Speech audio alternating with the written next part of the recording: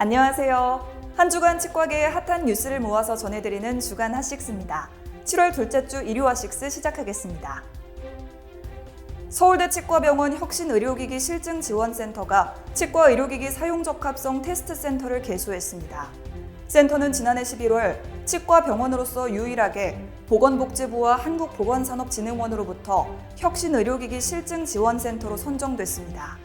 구영 병원장은 치과 분야 바이오 헬스 산업의 발전과 국민 보건의료 향상에 기여하고 국내 치과 의료 산업의 국제 경쟁력 강화에 노력하겠다고 말했습니다. 진료 경력이 많은 치과 의사는 환자 진료 시 사용하는 뇌 부위가 다른 것으로 나타났습니다.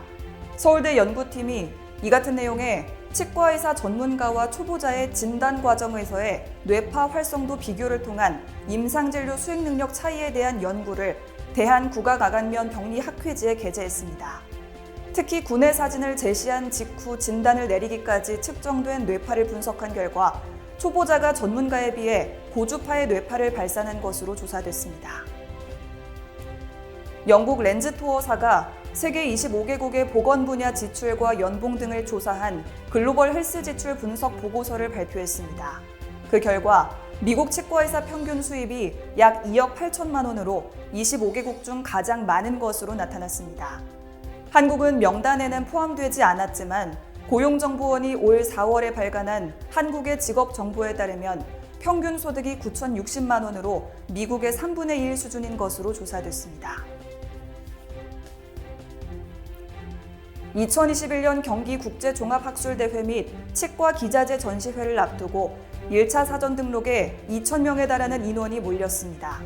조직위원회는 1차 사전 등록자를 대상으로 경품 추첨을 실시해 총 207명에게 호텔 숙박권, 백화점 상품권 등을 선물했습니다.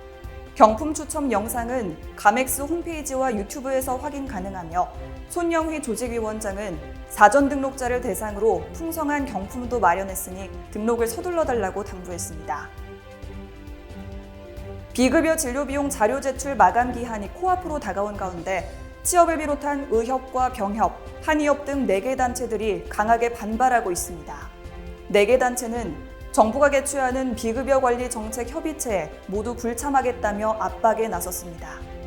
김철원 협회장 직무대행은 의협을 방문해 이필수 의협회장과 공동대응을 약속하는 한편 지부장들과도 대응 방안을 긴밀히 논의했습니다.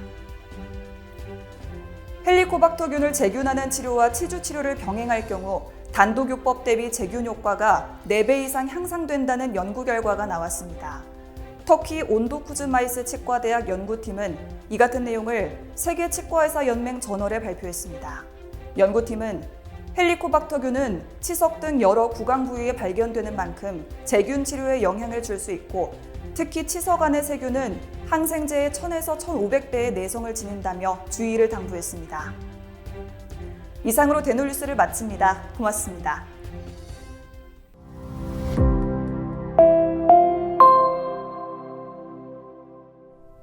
you